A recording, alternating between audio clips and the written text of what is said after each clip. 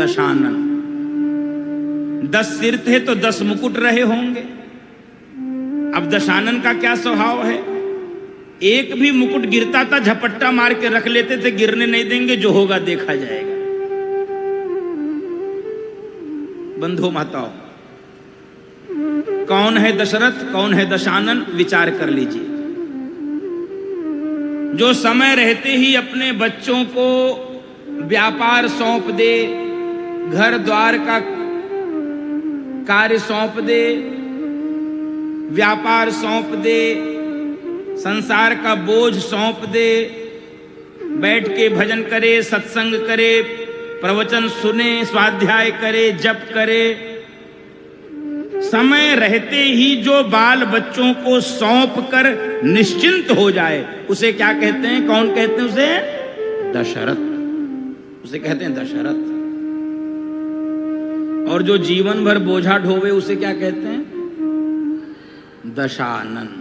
अब अपना अपना परीक्षण हो जाए, हम लोग कौन हैं, दशरथ की दशानन। 80-90 साल तक भी लोग छोड़ना नहीं चाहते, देना नहीं चाहते हैं, चाहते हैं कि हम ही सब संभाले रहें, हम ही करते रहें, हम ही देखते रहें।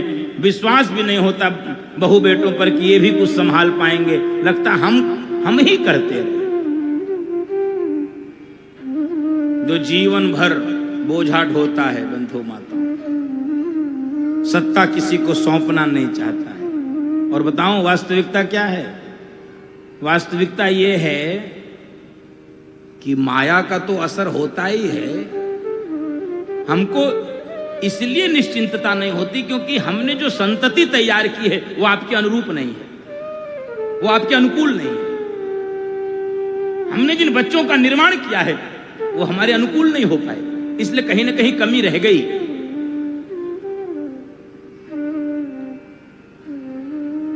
यदि आपने अपने बच्चों में वह देख लिया होता विश्वास, तो आप सौंप दिए होते।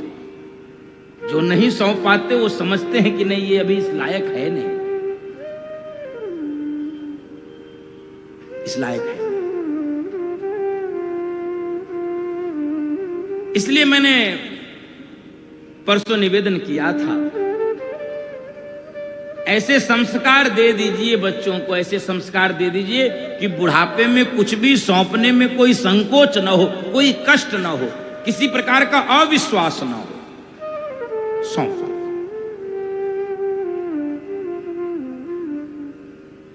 सौंप